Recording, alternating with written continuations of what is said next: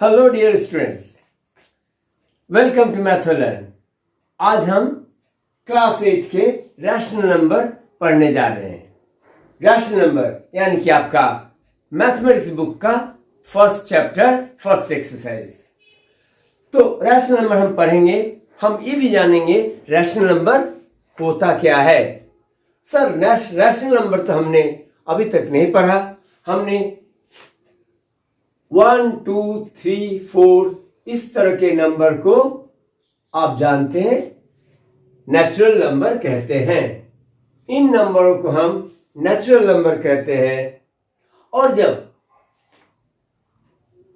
Natural number के साथ इसके आगे जीरो भी लगा देते हैं तो ये होल नंबर भी बन जाते हैं। तो ये होल नंबर बन जाते हैं। और बाद में हमने क्लास 7 में ये भी सीखा कि जीरो से पहले भी एक नंबर हम लगा सकते हैं, दैट इज -1। -1 से भी पहले -2 एंड सो ऑन।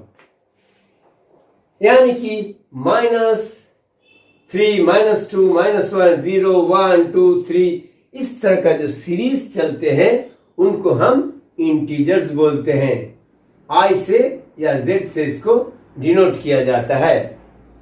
अब अगर हम इसको नंबर लाइन पर, ये सारे इंटीजर्स को नंबर लाइन पर ड्रॉ करते हैं तो बच्चों इस तरह का होता है। मिडिल में 0, राइट साइड में जाते हैं तो 1, 2, 3 इस तरह से बढ़ता जाता है। ये हमारा नंबर लाइन के ऊपर।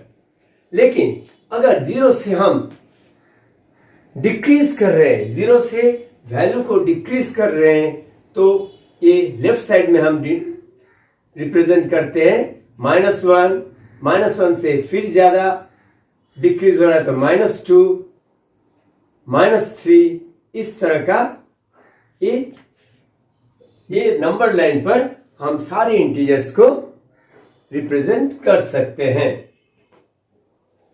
अब किसी स्टूडेंट का मन में, दिमाग में ये तो आ ही सकता है कि सर ये 1 और 2 के बीच में भी तो यहाँ पर काफी सारे पॉइंट्स हमें दिख रहे हैं। सो इस पॉइंट्स को भी क्या हम कोई नंबर दे सकते हैं? 1 और 2 के बीच में या 0 और 1 के बीच में या 0 और -1 के बीच में, किसी भी दो इंटीजर्स के बीच में एक क्या अनगिनत नंबर हो सकते हैं। There can be infinite numbers between any two integers. For example 0 और 1 के बीच में आप एकदम बीचों बीच क्या होते हैं? 1/2 होते हैं। 1/2, 0 से ज्यादा हाफ और 1 से कम हाफ, क्योंकि 1/2 0 और 1 के बीचों बीच आते हैं। इसी तरह 1 और 2 के बीच में भी यहां पर 3/2 हो सकते हैं, क्योंकि 3/2 क्या होते हैं? 1.5, वो क्या होगा? 1 और 2 के बीच में आएगा।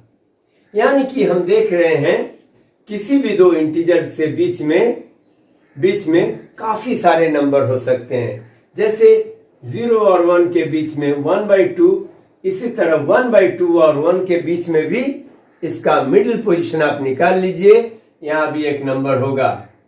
0 और 1/2 के बीच में अगर एक मिडिल पोजीशन में एक नंबर निकालिए तो ये भी एक नंबर बनेगा। 1/2 और 1 के बीच में भी एक नंबर बनेगा। 1 और 3/2 के बीच में भी एक नंबर बनेगा। इस तरह से आप इनफाइनाइट नंबर बना सकते हैं। तो हम इस तरह का कोई बनेगा 1/2, कोई 2/3, कोई 1/4, 3/2, 3/4 और माइनस में भी देखते हैं -1/2, -3/2, -2/3 इस तरह का नंबर हमें मिल सकते हैं नंबर लाइन के ऊपर। तो सारे जो ये नंबर्स हम दिख रहे हैं इन्हें हम रैशनल नंबर कहते हैं। इसे हम रैशनल नंबर कहते हैं। बच्चों, एक्सरसाइज 1.1 आप तभी समझ पाएंगे जब आपका थोड़ा सा क्लियर आइडिया रहेगा actually what is a rational number. Rational number हम कहते किसको है। तो अब आपको पता चल रहा है कि रैशनल नंबर क्या है। एक इंटीजर ऊपर है और एक इंटीजर नीचे है। एक इंटीजर ऊपर है और एक इंटीजर नीचे है, बस उसी को हम रैशनल नंबर कहते हैं। आपके किताब में या आपके स्कूल में टीचर यही बताएंगे कि रैशनल नंबर को p/q के फॉर्म में डिनोट किया जाता है। Any number which can be expressed in the form of p/q, कोई भी नंबर जिसको आप p/q के फॉर्म में रिप्रेजेंट कर सकते हैं, उसी को हम रैशनल नंबर कहते हैं। रैशनल नंबर कहते हैं। यहां पर एक एक्सेप्शन है, q 0 नहीं होना चाहिए। The denominator of the number can not be 0, so where q not equal to 0. Any number which can be expressed in the form of p/q where q not equal to 0 are rational number. तब आपके मन में जरूर एक question आ रहा है, क्या sir 3, 2, 1, 0, -2 इस तरह का नंबर जो हम इंटीजर में देख रहे हैं या होल नंबर में देख रहे हैं, क्या वो भी रैशनल नंबर है? चलिए इसको थोड़ा दिमाग पर जोड़ देते हैं और आपसे पूछते हैं, 3 can be written as 3/1, yes और नो? कितने बच्चे को मालूम है 3 अगर लिखा हुआ है यानी कि 3 न्यूमरेटर में है और इसके नीचे क्या है, 1 है, यानी कि 3 कैन बी रिप्रेजेंटेड एज 3/1। 3 एक इंटीजर है, 1 एक इंटीजर है, सो 3 is also a rational number. Same way 2 also can be represented as 2/1, so this is also a rational number. 1 also can be written as 1/1, so 1 is also a rational number. 0, yes, 0 के भी नीचे में आप कोई भी integer लगा दीजिए, 0/1 is 0, so 0 also can be represented as 0/1. So 0 is an integer and 1 is also an integer, so 0 is also a rational number. Same like -2 is -2/1, so this is also a rational number. So इतना हम समझ गए, rational number कोई भी दो integer को अगर हम p/q के फॉर्म में लिखते हैं, किसी भी नंबर को अगर p/q के फॉर्म में लिखते हैं या लिख सकते हैं, जो डिनोमिनेटर और न्यूमरेटर दोनों इंटीजर्स हैं, but the denominator must not be 0, they are called rational number. अब आपके एक्सरसाइज 1.1 में कुछ मल्टीप्लिकेशन करने का प्रॉपर्टीज है, उसके बारे में बात करते हैं, क्योंकि एक्सरसाइज 1.1 सिर्फ आपका 2-3 प्रॉपर्टीज है रैशनल नंबर के मल्टीप्लिकेशन करने का, उसी का बात कर रहा है, उसको हम समझाते हैं और फिर 2-3 सवाल है एक्सरसाइज 1.1 में, फटाफट कंप्लीट हो जाएगा। बच्चों, जब हम रैशनल नंबर को मल्टीप्लाई करते हैं तो ये सारे प्रॉपर्टीज हमें जानने चाहिए। इन प्रॉपर्टीज का यूज करके हम मल्टीप्लिकेशन कर सकते हैं। तो कम्यूटेटिव प्रॉपर्टी क्या होते हैं, फर्स्ट हम देखते हैं कम्यूटेटिव प्रॉपर्टी क्या होते हैं। कम्यूटेटिव प्रॉपर्टी होते हैं, अगर मान लीजिए 3 × 2 × 7, 3 × 2 × 7 आपको अगर करना है, आप इसको ऐसे भी लिख सकते हैं, 3 × 7 इंटू 2। आप किसी भी नंबर को आप किसी भी ऑर्डर में रख के मल्टीप्लाई कर सकते हैं। ये ऐसा भी कर सकते हैं 7 इंटू 3 इंटू 2। देखिए यहाँ पर 3 क्या था, 3 था फर्स्ट ऑर्डर में, मैंने यहाँ कर दिया सेकेंड ऑर्डर में। 2 था सेकेंड ऑर्डर में, इसको कर दिया थर्ड ऑर्डर में।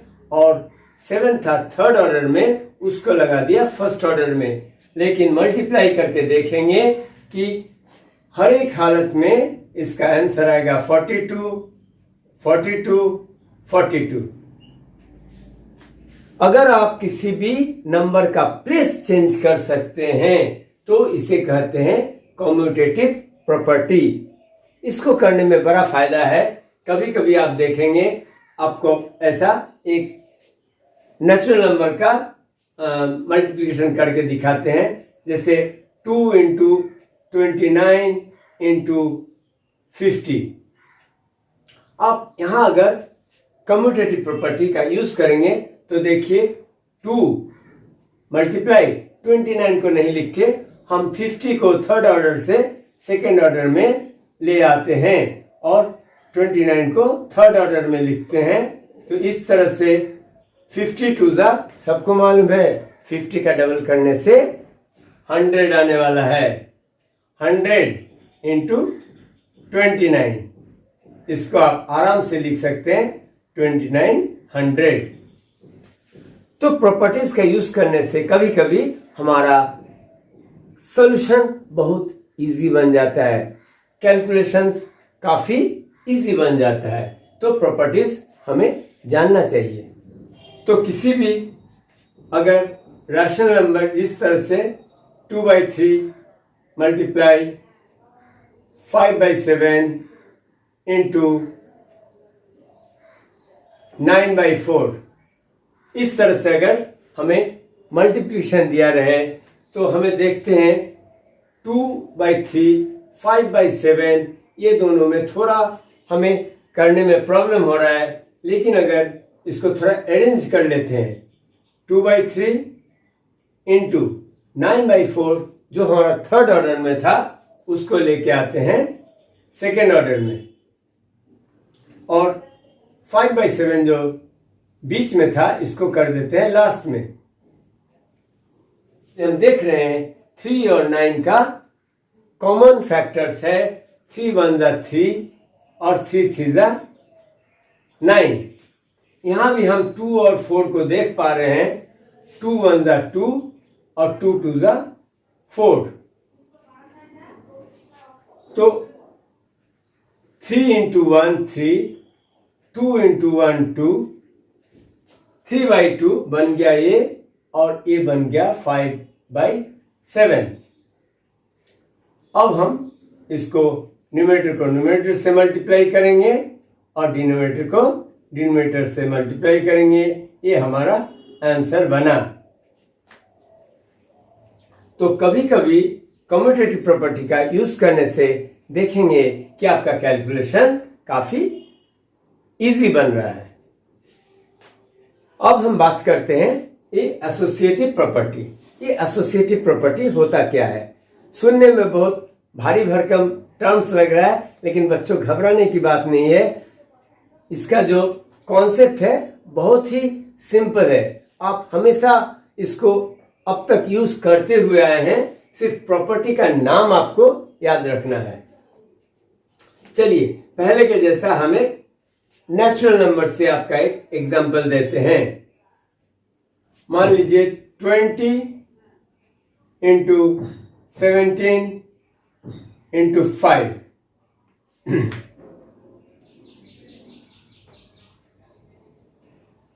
इस तरह का एक कैलकुलेशन आपको करना है 20 इंटू 17 इंटू 5। सो आप क्या कर सकते हैं, इसको 20 को ऐसे ही छोड़ सकते हैं और बाद में 17 इंटू 5 को पहले मल्टीप्लाई कर लिए। 17 इंटू 5 को हम पहले मल्टीप्लाई करने जा रहे हैं, 20 को बाद में करेंगे। सो 20 इंटू इसको मल्टीप्लाई कर लेते हैं तो 5 7 35 and 85. So 20 into 85. So ये करने से आपका आएगा 1700. 5 to the 10, 8 to the 16 plus 1 17 और एक 0 यहाँ. So यहाँ पर आप क्या देखें, 20 आपने बाद में मल्टीप्लाई किया, पहले 17 और 5 को मल्टीप्लाई कर लिया. कोई बच्चे ये तो बताएंगे कि नहीं सर, हम तो 20 और 17 को पहले मल्टीप्लाई करेंगे और फिर बाद में 5 से मल्टीप्लाई करेंगे. तो देखते हैं क्या बनने वाला है. 17 टू ज़ा 34 यानी कि 340 इंटू 5 और ये मल्टीप्लाई करने से भी आप देख लो 1700 ही बनेगा. यानी कि अगर 3 नंबर्स को मल्टीप्लाई करना है, एक को आप रहने दीजिए, बाकी 2 को मल्टीप्लाई कर लीजिए, फिर जो रिजल्ट आता है उससे पहले वाला को मल्टीप्लाई करो, या तो पहला और दूसरा को मल्टीप्लाई पहले करो और उसका रिजल्ट से तीसरे वालों को मल्टीप्लाई करो. बात आपका बराबर है. This is called associative law. तो एसोसिएटिव लॉ हम इसके लिए भी लगा सकते हैं. हमारा जो पहला वाला एग्जांपल था 2/3 इंटू 5/7 इंटू 9/4. तो एसोसिएटिव लॉ कहता है 2/3 को बाद में मल्टीप्लाई कीजिए, 5/7 इंटू 9/4 को पहले मल्टीप्लाई कर लीजिए, उसके बाद इसको कर रहे हैं.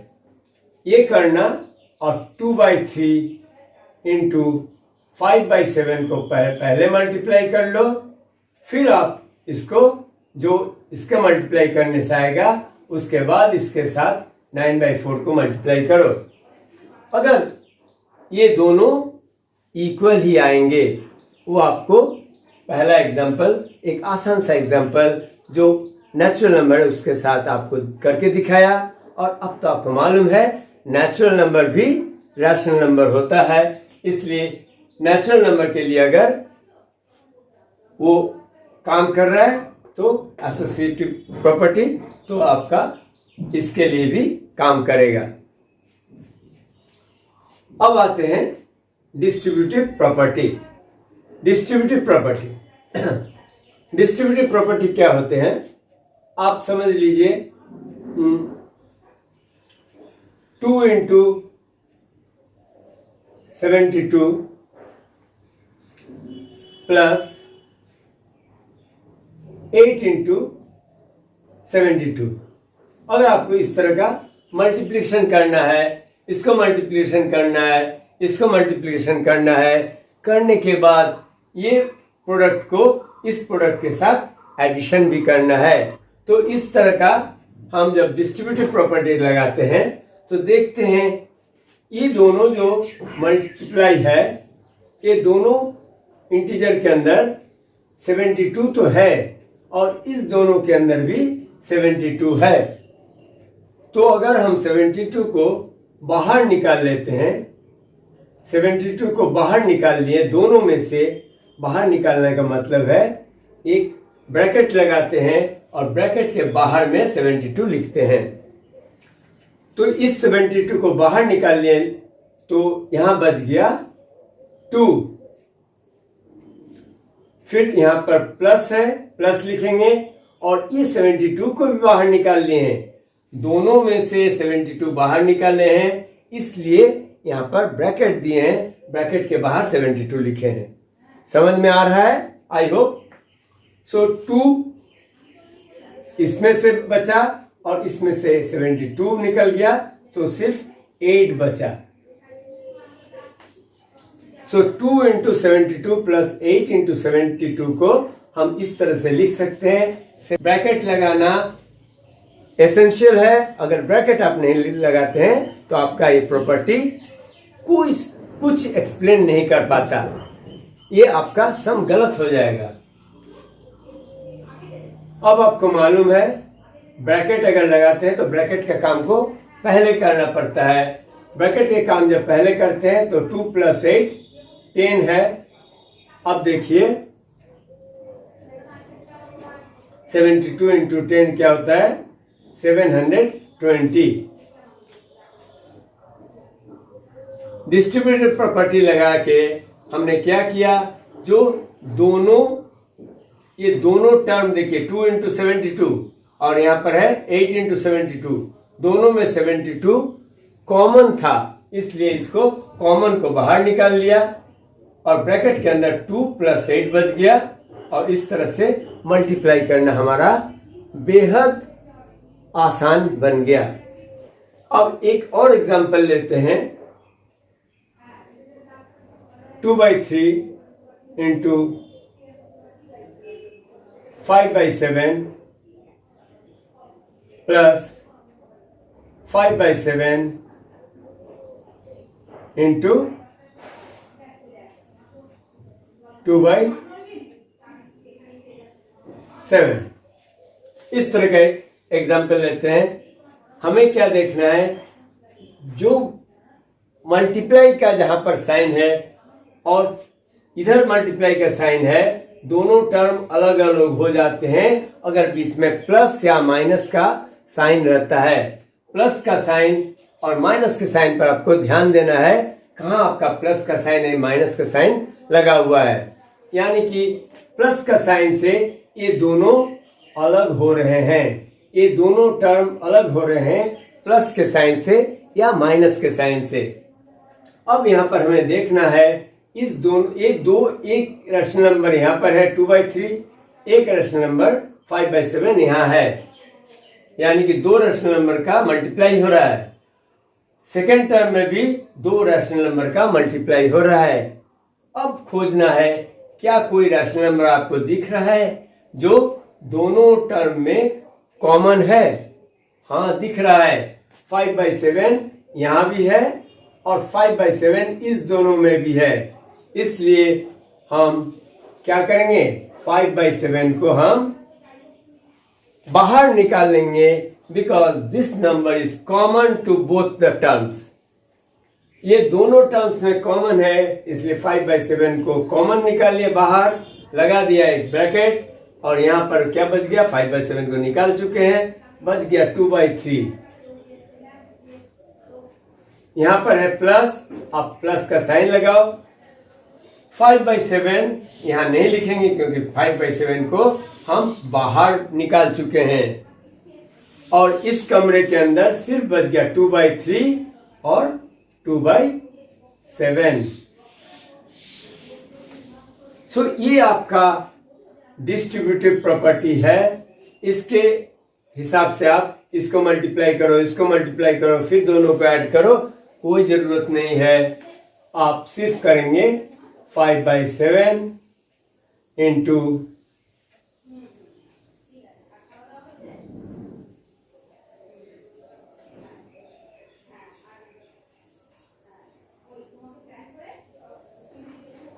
5/7 20/21 और ये बन जाएगा 100/147। अगर आप इसको ऐड करना नहीं जानते हैं, आपको एडिशन करने में, इस तरह का एडिशन करने में कोई डिफिकल्टी है, हम आगे भी इसको बताते चलेंगे। और आप अगर हमारे मैथोलर्न चैनल को देखेंगे, हम हर क्वेश्चन में जहां भी इस तरह का प्रॉब्लम आते हैं, हम बताते चलते हैं इसको, डिनोमिनेटर को हमने किस तरह से दोनों डिनोमिनेटर को इक्वल किया। 3 और 7 है, इसलिए 3 को 7 से मल्टीप्लाई किया, 21 बना, और 7 से मल्टीप्लाई किया इसलिए 2 से भी मल्टीप्लाई करके 14 बना, इसलिए 2/3 का इक्विवेलेंट बन गया 14/21। और इसी तरह से 2/7 का भी इक्विवेलेंट हमने लिखा 6/21, क्योंकि 3 से मल्टीप्लाई किया डिनोमिनेटर में तो 21 बना, और 3 से न्यूमरेटर को भी मल्टीप्लाई किया तो 6 बना। अब इस तरह से एडिशन किया जाता है, 21 जहां डिनोमिनेटर रहता है उसको लिखा जाता है, और न्यूमरेटर्स को, जो ऑपरेशन है यहाँ पर प्लस है इसलिए प्लस किया, अगर माइनस रहता तो सब्ट्रैक्ट करना पड़ता। अब मल्टीप्लाई करके लिखा। लेकिन मेन मुद्दे की बात है, आपको ये डिस्ट्रीब्यूटिव प्रॉपर्टी समझ में आया या नहीं।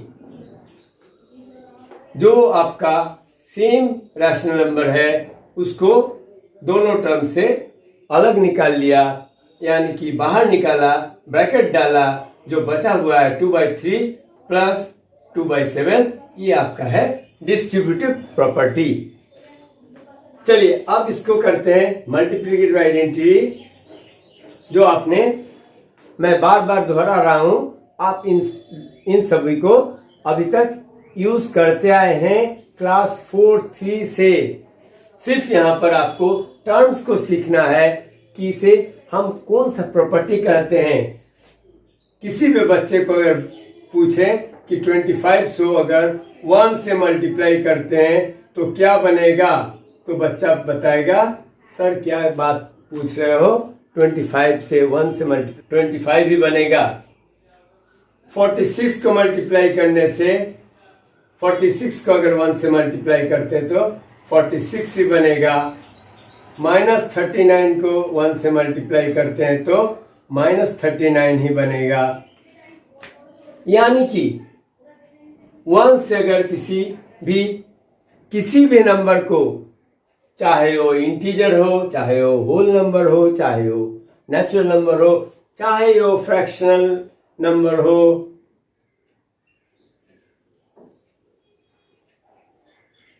चाहे वो कोई रैशनल नंबर ही क्यों न हो, क्योंकि ये सारे हमारे रैशनल नंबर ही है। सो -3/4 × 1 = -3/4। इतने सारे एग्जाम्पल में देखा हमने कि किसी भी रैशनल नंबर को जब 1 से मल्टीप्लाई करते हैं तो कोई चेंज नहीं होता, वो नंबर खुद रिजल्ट में रहता है। इसी को हम कहते हैं मल्टीप्लिकेटिव आइडेंटिटी। सो हमने जाना 1 is called multiplicative identity.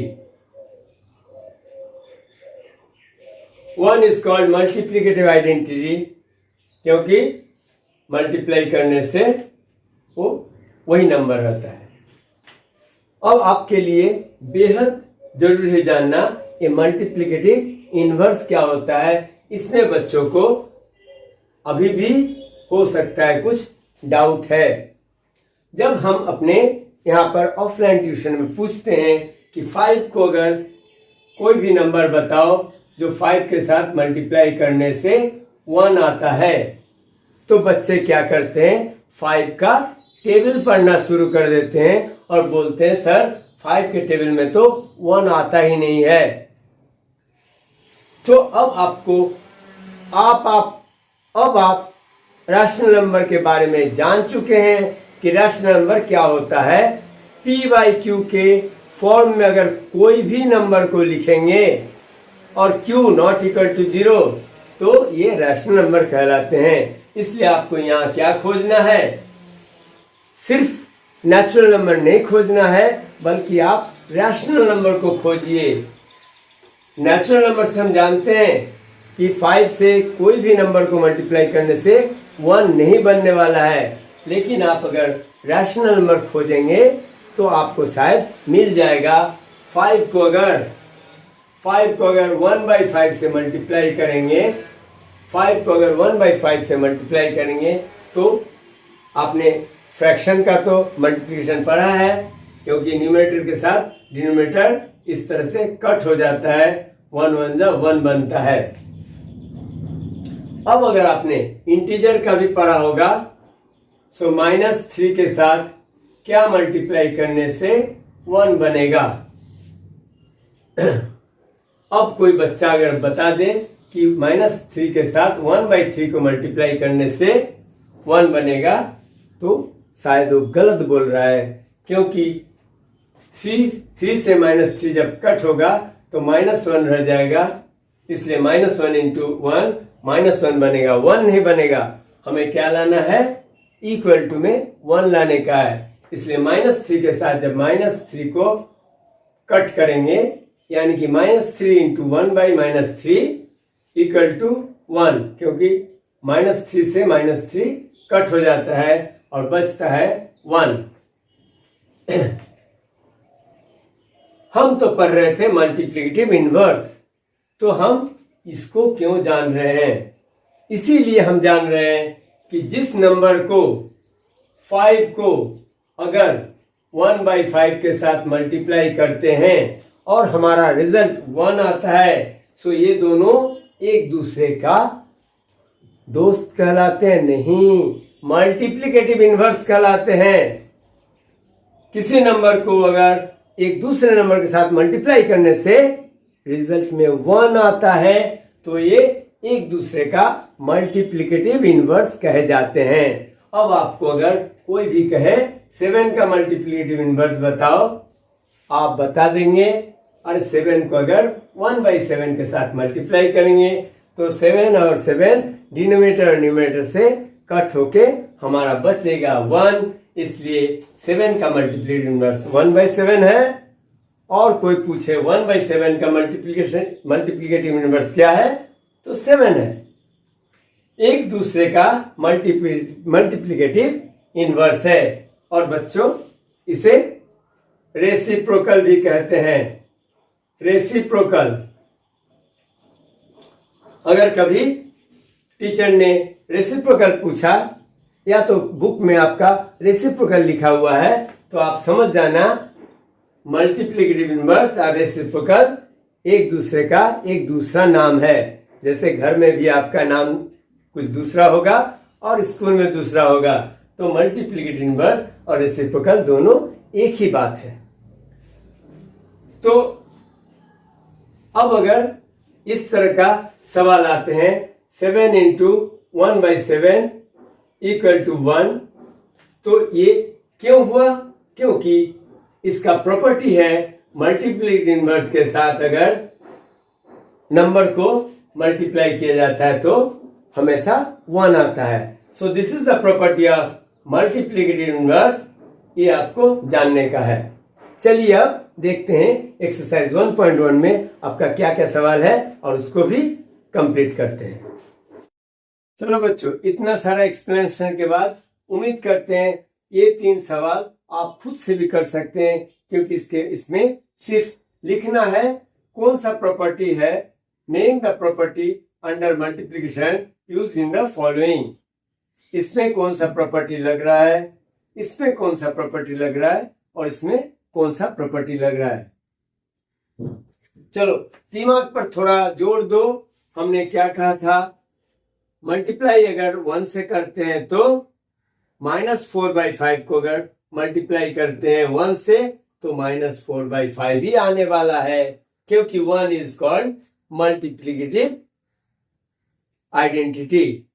Multiplicative identity 1 को कहे जाते हैं, इसलिए 1 को आप किसी भी रैशनल नंबर से मल्टीप्लाई करने से -4/5 ही आने वाला है।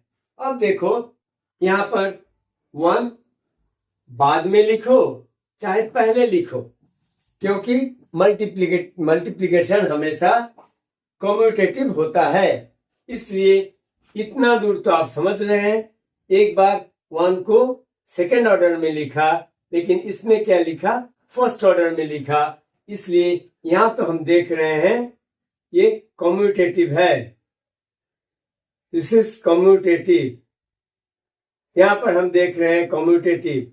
लेकिन ये मल्टीप्लाई करने के बाद 1 से मल्टीप्लाई करने के बाद -4/5 आया और 1 से मल्टीप्लाई करने के बाद -4/5 आया। इसका मतलब है हमें ये भी मालूम होना चाहिए कि 1 से मल्टीप्लाई हो रहा है, इसलिए नंबर तो वही रहेगा। और क्यों नंबर वही है? बिकॉज 1 इज मल्टीप्लिकेटिव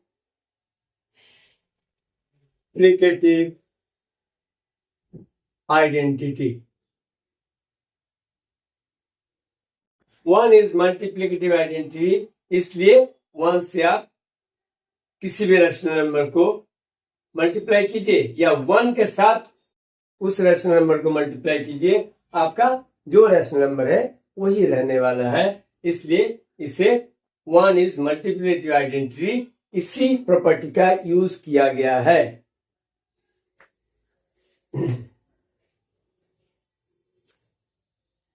हालांकि बुक में वन इज मल्टीप्लिकेटिव आइडेंटिटी लिखा हुआ है, लेकिन आपको समझाने के लिए, क्योंकि इतना दूर का क्या मतलब है, वन सेकेंड ऑर्डर में लिखा हुआ है और इसी को बदल के वन को फर्स्ट ऑर्डर में लिखा। इतना दूर का इसने क्या किया, कम्यूटेटिव प्रॉपर्टी का यूज किया।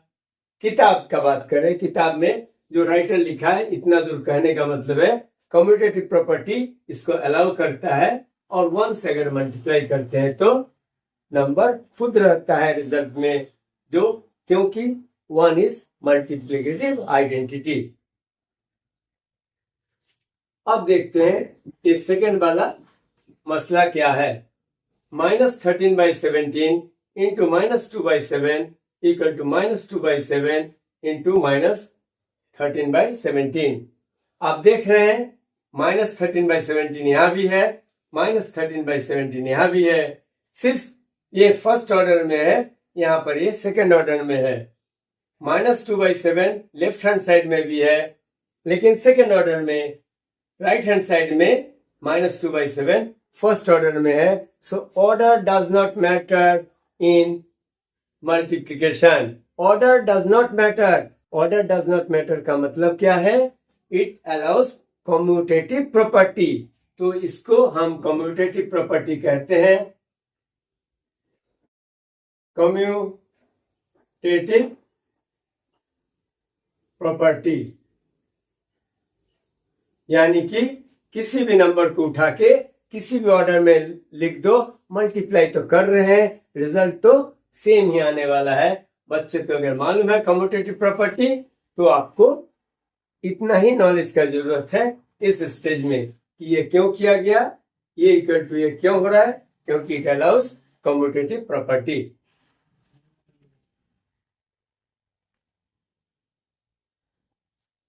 Third one, -19/29 into 29/-19 equal to 1। कोई भी दो नंबर को मल्टीप्लाई करने से 1 कब आता है, अभी बताया।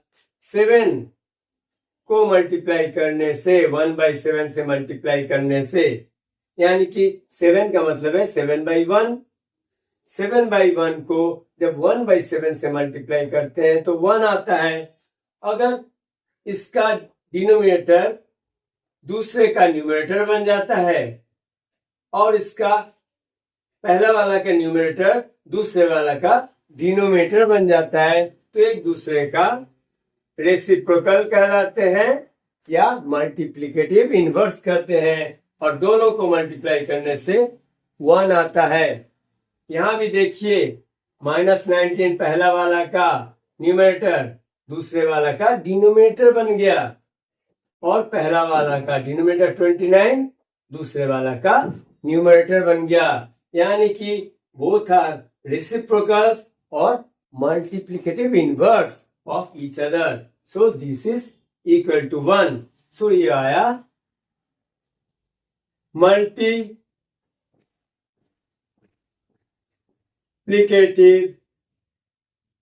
इनवर्स। बच्चों, मल्टीप्लिकेटिव आइडेंटिटी जब 1 से मल्टीप्लाई करते हैं तो उसे आइडेंटिटी कहते हैं, 1 फॉर आइडेंटिटी। लेकिन यहाँ पर इनवर्स है। जब हम उसको उलट देते हैं, जब डिनोमिनेटर और न्यूमरेटर को उलट देते हैं तो 1 आता है। इस प्रॉपर्टी को कहा जाता है मल्टीप्लिकेटिव इनवर्स। तो इनवर्स और आइडेंटिटी में गलत मत करो। हाँ, ये आपको प्रॉपर्टीज के बारे में हमने बताया। देखते हैं नंबर 2 सवाल।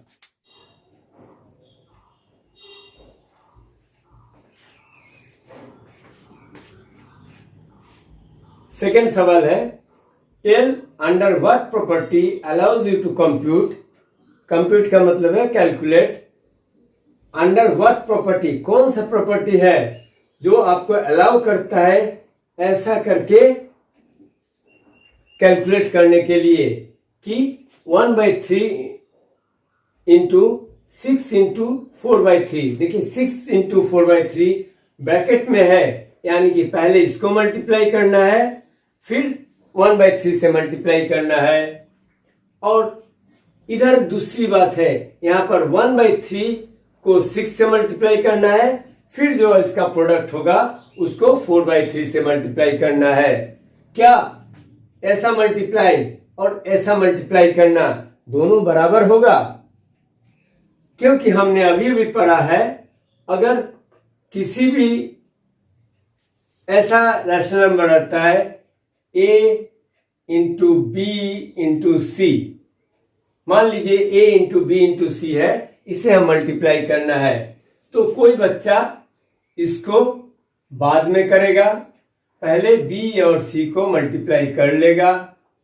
लेकिन कोई बच्चा बोलेगा नहीं, हम तो भाई a और b को मल्टीप्लाई पहले कर लेंगे और इसका जो प्रोडक्ट आएगा उसके साथ फिर तीसरे वाला को मल्टीप्लाई कर लेंगे। तो ये जो b और c का एसोसिएशन यहां पर दिख रहा है और यहां पर देख रहा है a और b का एसोसिएशन, तो इसी को कहा जाता है एसोसिएटिव प्रॉपर्टी। ये हमें अलाउ करता है, क्योंकि देखिए यहां पर देखने वाली बात है 1/3, 6 और 4/3, इधर भी 1/3, 6 और 4/3, तीनों rational number same to same है, इधर भी और इधर भी, यानी कि ये एसोसिएटिव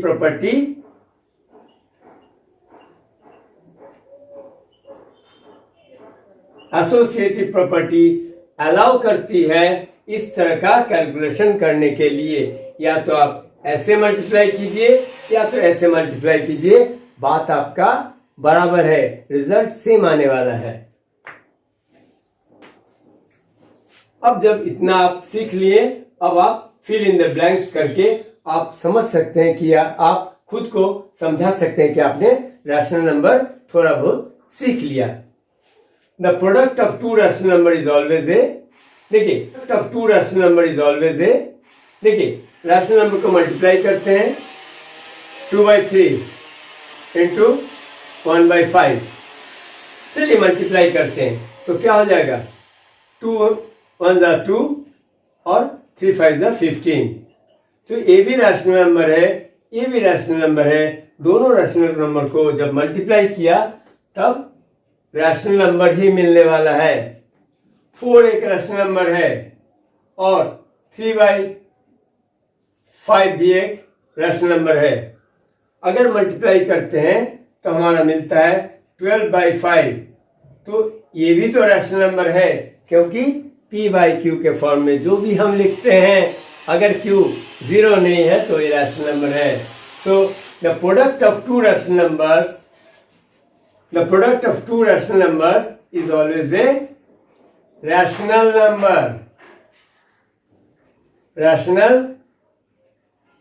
नंबर। कट तो नहीं रहा है बोर्ड में? The product of two rational numbers is always a rational number. ठीक है, आपको एक्सप्लेन किया कि दोनों रैशनल नंबर को मल्टीप्लाई करने से किस तरह से हमारा प्रोडक्ट भी रैशनल नंबर आता है। The reciprocal of A positive rational number is, अब पॉजिटिव रैशनल नंबर किसे कहते हैं?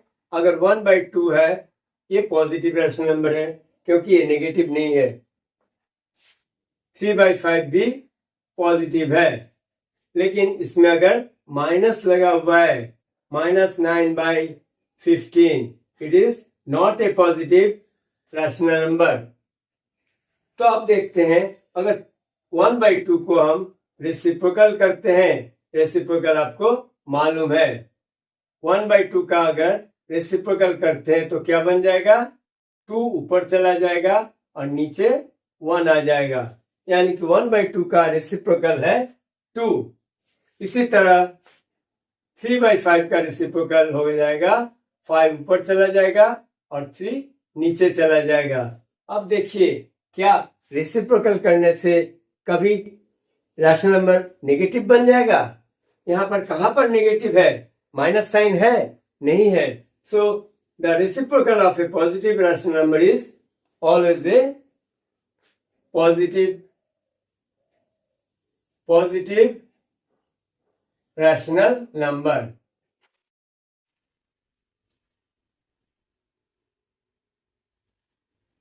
The reciprocal of a positive rational number is a always positive rational number.